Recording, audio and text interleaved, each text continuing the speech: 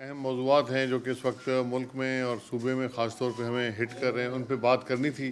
तो मैंने कहा कि आप दोस्तों के साथ बात की जाए ताकि अपना मौक़िफ़ और अपनी चीज़ें और जो हमारे मुतालबात हैं, जो हमारी जो ज़रूरियात हैं सिंध के लोगों की, उनको सामने लाया जाए। सबसे पहले तो मसला है गैस की और लोड शेडिंग का और गैस की कमी का, जो कि इस मुल्क में इस वक्त मौजूद है और जिस पर बार बार फेडरल गवर्नमेंट कहती रही कि शॉर्टेज होगी और शॉर्टेज आ रही है और थोड़े दिनों में और शदीद शॉर्टेज होगी। लोड शेडिंग भी बढ़ जाएगी और प्रेशर भी कम है, लोगों को शिकायत है, घर में खाने बनाने पर भी तकलीफ़ हो रही है लोगों को। हमारी माएँ बहनें इस परेशानी से के शिकार हैं और मर्द सुबह गैस नहीं होती, प्रेशर नहीं होता। तो ये मतलब कई सालों से चल रहा है और पिछली हुकूमत में तो ख़ास तौर पे आपको याद होगा, हमारे बहुत से भाई इधर मौजूद हैं। मैं बार बार कहता था कि हम मरकज़ी हुकूमत से बात करना चाहते हैं, कोयले पे बात करना गए, गैस पे बात करने गए, लोड शेडिंग पे बात करने गए, जिस जिस मसले पे भी बात करनी चाहिए इमरान खान हुकूमत ने एक न सुनी। और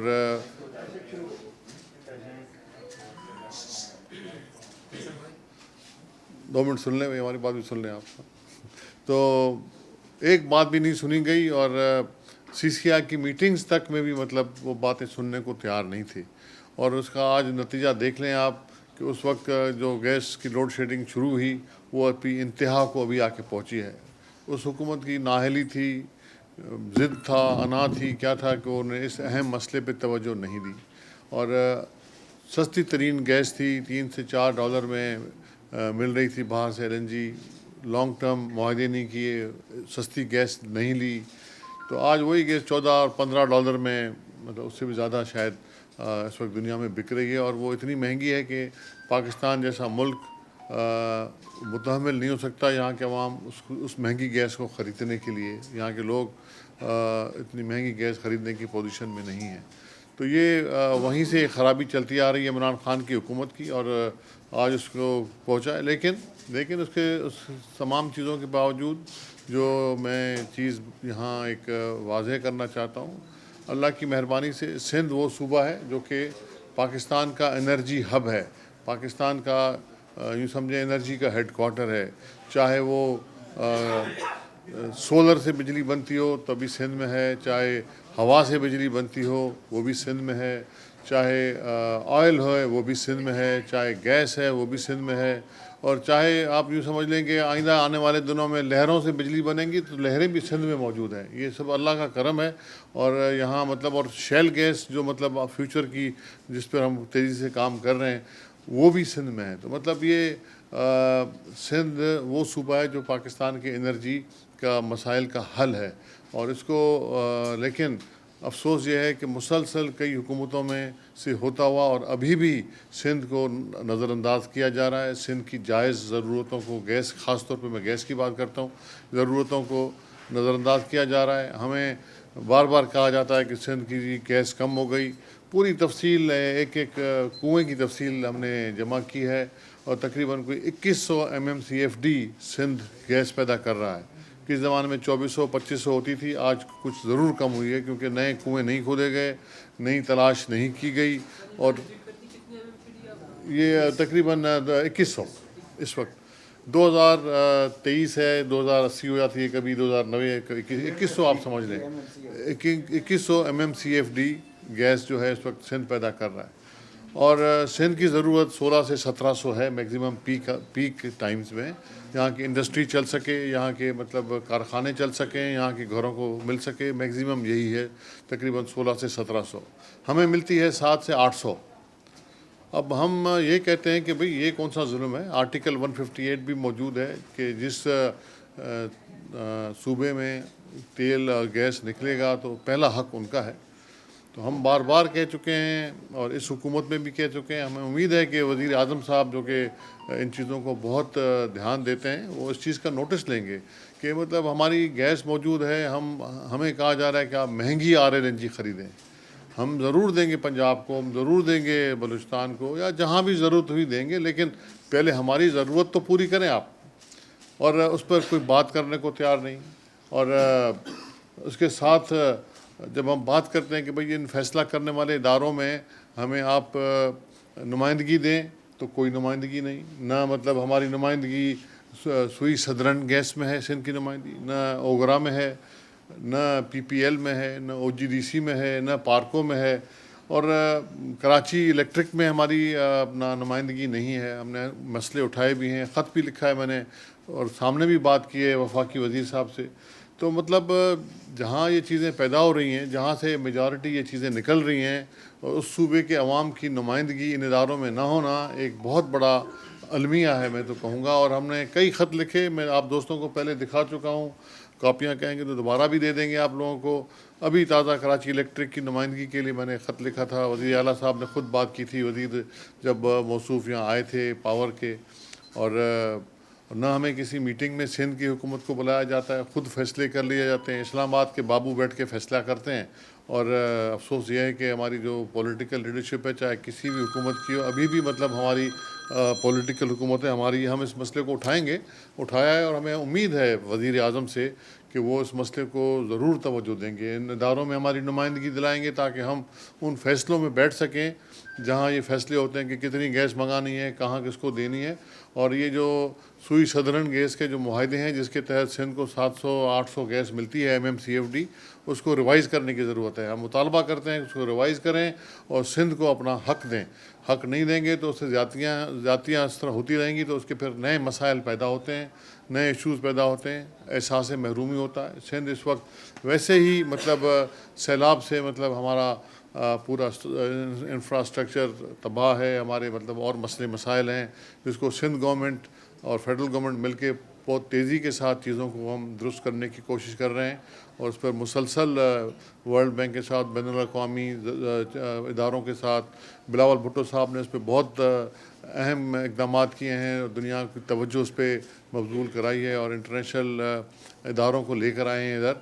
तो उस पर काम हो रहा है। तो इस सूरत हाल में भी अगर उनको गैस न मिले, और सबसे बड़ा जुल्म तो कराची के साथ, कराची यहाँ तकरीबन पाकिस्तान में आधी से ज़्यादा एक्सपोर्ट कराची से होती हैं। पूरा मुल्क एक तरफ, कराची शहर एक तरफ, हमारा दारुल हुकूमत है सिंध का, और इंटरनेशनल सिटी है, और पूरे पाकिस्तान को वो फीड करता है। यहाँ समंदर, यहीं के समंदर से गुज़र के जाता है पूरा पाकिस्तान का ट्रेड, और उसी शहर में इंडस्ट्री है, उसी शहर की इंडस्ट्री की तकरीबन गैस बंद कर दी गई है। और मैं तो हैरान हूँ कि मतलब और उनको महंगी RLNG देने की कोशिश की जा रही है। अब 700 से 800 रुपये MMBTU कीमत है लोकल गैस की, और वो तकरीबन वो 3,3200 उसकी कीमत है RLNG की।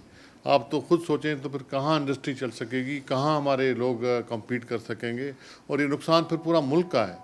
तो मैं समझता हूँ कि इस पर वज़ीर आज़म साहब नोटिस लें, उनको तवज्जो की ज़रूरत है, और उनको मतलब एक्शंस की ज़रूरत है, उनकी कार्रवाई की ज़रूरत है। हम अपनी पार्टी के लोगों को, हम अपने चेयरमैन साहब को भी हमने दरख्वास्त की है, दोबारा करेंगे, उनको ब्रीफ़ करेंगे कि इस मसले को वो भी कौमी असम्बली में और वफाकी काबीना में उसको उठाएँ, प्राइम मिनिस्टर साहब से बात करें, और सिंध को हक़ दिलाया जाए, सिंध के साथ ज़्यादती बंद की जाए। गैस जो सिंध से निकलती है तकरीबन 64-65%, उसको मतलब हमें अपना हक़ चाहिए, हमें ज़्यादा नहीं चाहिए। जो बच जाए वो आप ले लें, जहाँ देना चाहें दे दें, वो भी जहाँ जाएगा वो भी हमारे भाई हैं, लेकिन हमें तो दे देना आप। यहाँ के लोग, यहाँ की माएँ बहनें जो हैं, वो मतलब बग़ैर गैस के, बग़ैर घरेलू इस्तेमाल में भी गैस नहीं है, इंडस्ट्री को भी गैस न दें, और ये गैस बाहर से बाहर चली जाए, और डिस्ट्रीब्यूशन में सिंध का कोई हाथ ना हो, किसी इदारे में हमारा कोई हाथ ना हो। तो मतलब मैं समझता हूँ कि ये बहुत ज़्यादती है, इसका नोटिस लेना चाहिए, और हम इस पर आवाज़ उठाते रहेंगे, और इस पर हम बात करते रहेंगे कि आर्टिकल 158 को है वो मतलब इम्प्लीमेंट किया जाए पूरी तरीके के साथ। इसी तरह कराची इलेक्ट्रिक की ज़्यादतियों पर भी बातचीत होती रही है, और उनकी मोनोपोली भी अगले साल ख़त्म होगी, तो हम बाकी कंपनियों को भी दावत देंगे कि वो आएँ, यहाँ के डिस्ट्रीब्यूशन सिस्टम में हिस्सा बने और यहाँ इन्वेस्ट करें, क्योंकि उन पर भी मतलब जो हमने पिछली दफ़ा भी कहा था कि नए डायरेक्टर्स आ रहे हैं, नए शेयर होल्डर्स आ रहे हैं, उसमें भी हमें एतमाद में लिया जाए, और हमें बोर्ड में सिंध की नुमाइंदगी दी जाए, ताकि सिंध अपना हिस्सा, अपना हक़ और अपनी निगरानी जो है बोर्ड के ज़रिए, जो उनके बोर्ड्स होते हैं, उस पर कराची इलेक्ट्रिक पर भी कर लें, और कराची इलेक्ट्रिक की जातियों पर हम कर रहे हैं। क्योंकि अभी ये ताज़ा जो यहाँ के लोग निकाले गए कराची इलेक्ट्रिक से, उनमें से खुदकशियाँ करना शुरू कर दी हैं। एक आदमी ने खुदकशी भी की है अभी रिसेंटली इससे तंग आकर। तो हमने कराची इलेक्ट्रिक से मसले को उठाया हुआ है कि उन लोगों को या तो मुआवजा दिया जाए, गोल्डन हैंडशेक दिया जाए। कई सौ आदमी जो हैं वो 80 आदमी के पता नहीं 85 आदमी हैं जो उन्होंने टर्मिनेट कर दिए हैं मुख्तलिफ वजूहत पर। तो उस पर भी हम उन पर बात कर रहे हैं, और अगर नहीं हुआ तो हम उसको असम्बली में ले जाएंगे। अगर उन्होंने कोई खातर ख्वाह जवाब नहीं दिया तो फिर असम्बली पार्लियामानी कमेटी बनाई जाएगी जो कि इसकी तहकीकात करे। खत लिखा था, खत का जवाब आया नहीं आया बोर्ड ऑफ डायरेक्टर में शामिल? नहीं देखें, वो खत जवाब आएगा। अभी तो परसों तरसों लिखा है तो लाजमी बात है, थोड़ा टाइम लगता है उन पर फैसला कर लें। लेकिन आज मैंने ये तो किए, तो प्राइम मिनिस्टर साहब से हम डायरेक्ट अपील कर रहे हैं कि वो इस मसले को देखें, और हमारी पार्टी के चेयरमैन साहब और हमारे बाकी वज़रा भी इस काबीना में इस मसले को उठाएंगे। मैं उनसे भी दरख्वास्त करूँगा कि इन मसलों को जो मैंने गैस के और बिजली के हैं इनको उठाएँ। और देखिए, इमरान खान को तो जो पाकिस्तान की बड़ी पार्टी कहते हैं, उनको तो इसकी इस तरफ तो तवज्जो ही नहीं है। अपने दौर में उन्होंने तबाही कर दी, और इस हालात में भी जिस तरह मुल्क के हालात को ले जाने की कोशिश कर रहे हैं, क्योंकि इक़्तिसादी तरक्की जो है वो पॉलिटिकल स्टेबिलिटी के साथ नथी है। अगर वो पॉलिटिकल स्टेबिलिटी मुल्क में नहीं है तो ये पूरे का पूरा निज़ाम नहीं चल सकता, और इन्वेस्टर्स यहाँ आने से इनकार करते हैं। और इमरान खान ने तकरीबन कोई 7 महीने से पूरे मुल्क में गैर यकीनी सूरत हाल पैदा की हुई है। कभी इदारों पे इल्ज़ाम लगाता है, कभी फ़ौज पे इल्ज़ाम लगाता है, कभी पॉलिटिकल पार्टीज़ पे इल्ज़ाम लगाता है, और ख़ुद वो बुरी तरह फंस चुका है अपने जो तोशाखाना के केसेस में। घड़ियों की आपने बात देख ली, ये मतलब कोई इखलाकी जवाज़ है कि घड़ी तोहफे में मिले, वो जाके आप उसी दिन जाके आप मार्केट में बेच दें? मतलब ये तो बड़े शर्म की बात है। और उसको फिर जस्टिफाइड करना भी शर्म की बात है कि भाई आप इस तरह करते हैं।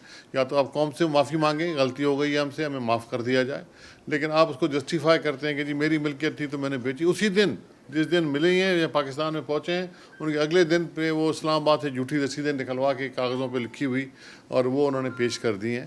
तो मतलब ये और निकलेंगी चीज़ें आगे, इस पर और भी चीज़ें आगे आएंगी। और इदारों पे फ़ौजी सरबराहों की तकर्री पे जिस तरह कंट्रोवर्सी उसने पैदा करने की कोशिश की है, पूरे मुल्क को डिस्टेबलाइज़ कर दिया है। उसका नतीजा ये है कि इस वक्त पूरा मुल्क जो है गैर यकीनी सूरत हाल में। तो इंशाल्लाह इसको फेस करेंगे, पॉलिटिकली फेस करेंगे, और हमारी पार्टी और कोलिशन गवर्नमेंट इसको देखेगी। और आपने देखा कि जो उन्होंने ख़राबी पैदा की फॉरेन पॉलिसी में पाकिस्तान की, दुनिया का कोई मुल्क, सऊदी अरब जैसा मुल्क, चाइना जैसा हमारे करीबी दोस्त, अमेरिका हमारे ख़िलाफ़, पूरा वेस्टर्न ब्लॉक हमारे ख़िलाफ़, ईस्टर्न ब्लॉक हमारे ख़िलाफ़, मुस्लिम ब्लॉक को उन्होंने नाराज़ कर दिया।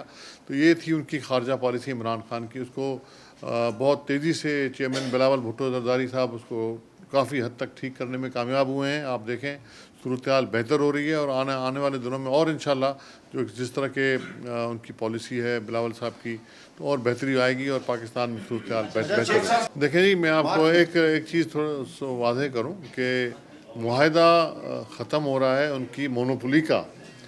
इस वक्त मालिक जो है वो कराची इलेक्ट्रिक है, एक प्राइवेट इदारा है, बाहर से उसके बाहर की कंपनियों में के उसमें शेयर्स हैं, और वो मतलब इदारा तो अपनी जगह पे रहेगा, लेकिन जो उनकी मोनोपोली है कि कोई और कंपनी यहाँ डिस्ट्रीब्यूशन सिस्टम में नहीं आ सकती, वो 2023 में ख़त्म होगा। उसके बाद ये ओपन ग्राउंड होगा बाकी कंपनियों के लिए कि वो भी इधर आएँ और अपना कारोबार शुरू करें। उससे ऑटोमेटिकली जब कंपटीशन होगी तो सूरत हाल बेहतर होगी। आपने जब यहाँ पर गैस की बात की तो आपने मुतअद्दिद बार वफाकी सरकार से राब्ते भी किए, लेकिन जिस तरह आपने ये नई बात की है कि अब दोबारा से सिंध के साथ मुआहदा होना चाहिए कि सिंध की गैस जो है जितनी निकलती है उसके, अभी आपको बताया कि सैलाब था, सैलाब में तो तकरीबन 70% सिंध डूबा हुआ था। वहाँ लोग गैस इस्तेमाल करने की दूर की बात है, वो तो डूबे हुए थे। ये गैस भी तकरीबन 1 साल से बच रही होगी, वो गैस भी आपको हिस्से में नहीं मिली। ऊपर से जब अब उनकी बहाली हुई है तो ये सूरत हाल है। तो ये जो नए मुआहदे की बात की है, क्या आप सिंध असेंबली से कोई करारदाद की सूरत में, कानून की सूरत में, क्योंकि जब तक आप कोई मौसर कानून साजी नहीं करेंगे आप दबाव कैसे डालेंगे? देखें, ये जो मैंने डिमांड की है कि जो गैस डिस्ट्रीब्यूशन जो कि पुराने के मुख्तलिफ जगहों पे जा रही है, सिंध की गैस, और सिंध को सिर्फ 700-800 MMCFD मिल रही है, उसको रिवाइज़ किया जाए, उसको रिव्यू किया जाए। और ये मतलब कहा जाता है कि गैस नहीं है, गैस तो मौजूद है हमारे पास 2100 MMCFD के। ये वो कागजात हैं जो कि खुद फेडरल गवर्नमेंट के इदारों के कागजात हैं। तो ओगरा की तफसीलात हैं जो कि हमारे पास हमने हाथ की, हमारे पास हैं, मौजूदा और आती भी हैं। तो वो मतलब डेफिनेटली हम कहते हैं कि वो जो कोटा है सिंध का वो बढ़ना चाहिए सिंध की ज़रूरतों के मुताबिक। और उसके लिए पहले हम बात करेंगे उनसे, पहले क्योंकि कोलिशन में हैं, हम भी वहाँ हैं, और हमें उम्मीद है कि वज़ीर आज़म इस चीज़ को ज़रूर समझेंगे और इस मसले का हल निकालेंगे। और उसकी ज़रूरत हुई किसी कानून साजी की तो वो भी देख लेंगे। जी शेख साहब, जिस तरह आपने हेस्को और सेप्को खरीदने की बात की थी, वज़ीर आला सिंध ने काबीना में ये बात की थी, तो कराची इलेक्ट्रिक को भी खरीदने के हवाले से सिंध हुकूमत कोई ख्वाहिश रखती है? क्योंकि ये मामलात, ये मसाइल और बोर्ड की नुमाइंदगी अगर यहाँ तक ही महदूद है तो आप ही खरीद लें। देखिए जी, हेस्को सेप्को को ख़रीदने की बात नहीं हुई थी, वो उसको प्रोवेंशलाइज करने की बात हुई थी। वो मरकज़ी हुकूमत के पास इदारे हैं जो कि नुकसान में चल रहे हैं, और उनको हमने कहा था कि आप ये सूबों को दे दें, और ये अपना विद ज़ीरो लाइबिलिटी कोई भी ना हो, वो फेडरल गवर्नमेंट जो पुरानी है रखे, हमें क्लीन करके दे दें। हम इसको पब्लिक प्राइवेट पार्टनरशिप में चलाएंगे, किसी अच्छे इदारों के साथ मुआहदे करके इसको चलाएंगे, जो इन्वेस्टमेंट भी करेंगे उसमें और इसको चलाएंगे भी, मैनेजमेंट भी करेंगे। जिस तरह हमारे पास थर कोल में हमारे पास एक बहुत बेहतरीन एग्जाम्पल मौजूद है Sindh Engro coal mining company की, तो उसी तर्ज पे कराया था। कराची इलेक्ट्रिक ऑलरेडी प्राइवेटाइज हो चुका है, तो अब एक प्राइवेट इदारा है, प्राइवेट लोगों के पास है उसकी मिल्कियत, उसके शेयर्स। वो अगर बेचना चाहेंगे तो उस वक्त देख लेंगे, अगर हम पोजीशन में होगी सिंध हुकूमत ख़रीदने की तो ख़रीदेगी, या जो भी सूरत हाल बनी। लेकिन इस वक्त तो वो ना बेच रहे हैं, ना हम उनको ये करें। ये बता दें, जो सिंध का वफाक के साथ जो हमेशा तनाज़ात रहे हैं, वो 3-4 अहम इशूज़ हैं: गैस, बिजली, पानी और NFC।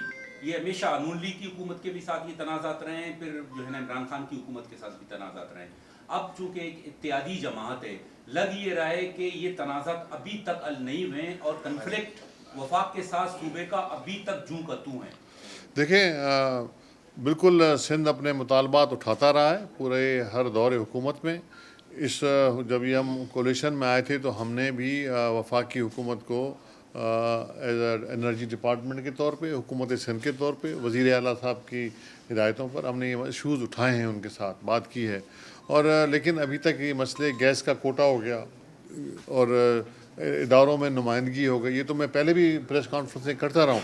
तो मैं अपनी ज़िम्मेदारी निभा रहा हूँ, मैं अपनी ड्यूटी निभा रहा हूँ एज ए मिनिस्टर एनर्जी। तो मैं मतलब वो चीज़ें पब्लिक के सामने ला रहा हूँ अभी। लेकिन हमें ये उम्मीद है कि अब वज़ीर आज़म पाकिस्तान जो हैं वो इन चीज़ों पे बहुत गहरी नज़र रखते हैं, और हमें उम्मीद है कि वो इसका नोटिस लेंगे और वज़ीर आला सिंध से बात करेंगे, हमारी पार्टी से बात करेंगे, और इन चीज़ों की ना को हल निकलेगा। क्योंकि घूम फिर के आप देखिएगा कि पाकिस्तान के एनर्जी का मसलों का हल सिंध के पास है। सिंध से ही बात करनी पड़ेगी उनको, चाहे वो थर कोल की शेप में हो, चाहे बाकी जिस तरह मैंने बताया सोलर विंड हो और बाकी चीज़ें हो, गैस भी आए। तो हम क्योंकि कोलिशन में हैं, हम जो हमारे पास लीगल फोरम्स अवेलेबल हैं, पहले उस पर बात करेंगे, और हमारी पार्टी की आदत जो है वो भी उनसे बात करेगी, और हमें उम्मीद है कि इसका कोई हल निकलेगा। इमरान खान की हुकूमत में गैस की लोड शेडिंग हुई थी, यानी ऐसे होता था कि 2 घंटे नहीं आता था, 6 घंटे आता था। अब पूरे 1 महीने से कराची में मुकम्मल तौर पे गैस नहीं आ रही। तो आप क्या समझते हैं, इमरान खान की हुकूमत ने सिंध से ज्यादती की है या नवाज लीग की हुकूमत ज्यादा ज्यादती कर रही है? देखें जी, इमरान खान की ज्यादतियों का तो लंबी लाइन है ना जी, लंबी लाइन है, ठीक है ना। गैस हो, तेल हो, कोल हो, रेलवे लाइन थी थर में, हमने उसकी कोशिश की, किसी बात पे उसने नहीं सुना, मिलने से इनकार किया, बात करने से इनकार किया। वो इश्यूज़ जो सिंध के लोगों के साथ, सिंध की इकॉनमी के साथ और पाकिस्तान की इकॉनमी के साथ मुंसलिक थे, उन पे किसी पे बात नहीं की। और वो तो छोड़ें, मतलब ये इस तबाही में जो हमारे तकरीबन करोड़, 1.25 करोड़ के करीब लोग हमारे जो खुले आसमानों के तले आए, और अल्लाह की मेहरबानी से अभी वो अपने घरों को जा रहे हैं वापस।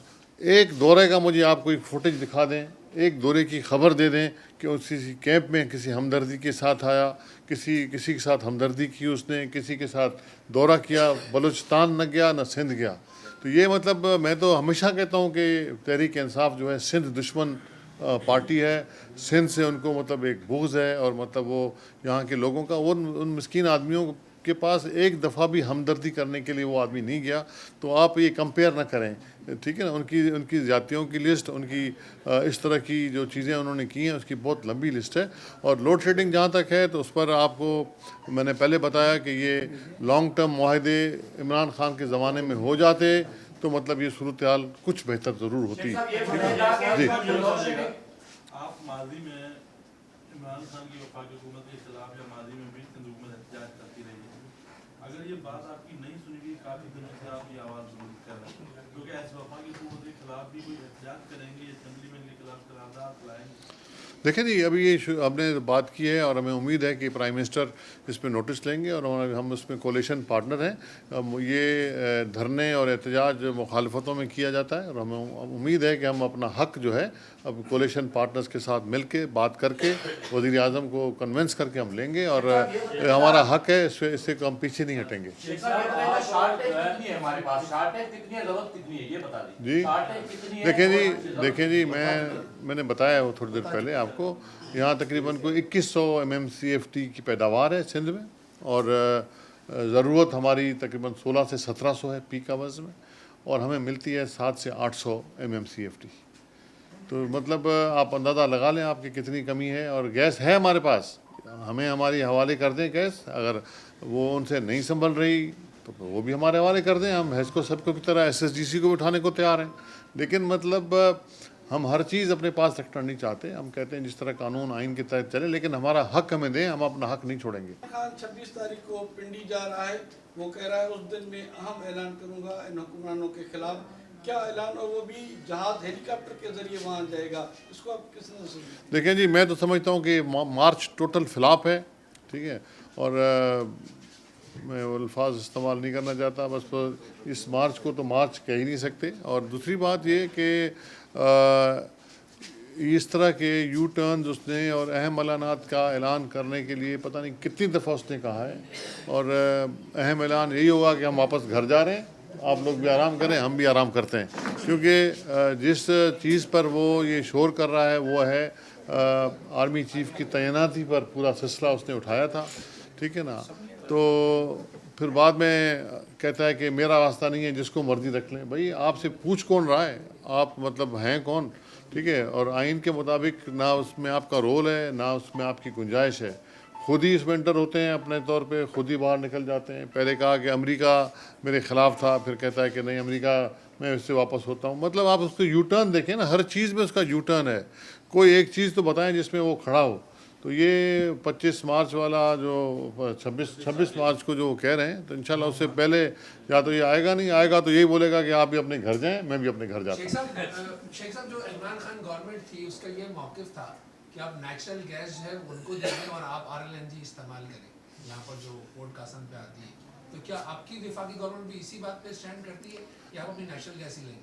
देखें जी, हम ये मुतालबा उस वक्त भी रखते थे, आज भी हम मुतालबा रखा है और हम उम्मीद करते हैं, क्योंकि उस वक्त तो बात नहीं की जाती थी, अब ज़रूर बात की जाएगी। हम बात करेंगे, हमारे वफाकी वज़रा काबीना में बात करेंगे, हम बात करेंगे कि हम हिस्सा हैं उस गवर्नमेंट का। तो RLNG के लिए ज़रूर कहा जाता है, अभी भी कह रहे हैं कि आप RLNG लें, लेकिन हम ने मतलब वो महंगी गैस ख़रीदने से हम इनकारी हैं। हम कहते हैं हमें अपना हिस्सा दें, जो हमारा हक बनता है वो हमें दें। शेख साहब, ये मुल्क में जो इस वक्त जो हालात है उसमें इमरजेंसी या मार्शल लॉ के क्या इम्कानात हैं? कोई मार्शल लॉ का इम्कान नहीं है। और इस वक्त जो बहुत अच्छी बात है वो ये है कि फ़ौज ने और फ़ौज के इदारों ने, जो कि पहले पॉलिटिक्स में हिस्सा लेते थे, वो कह रहे हैं हम सियासत से दूर हैं, सियासत आप लोग करें, हम मुल्क की दिफा करेंगे।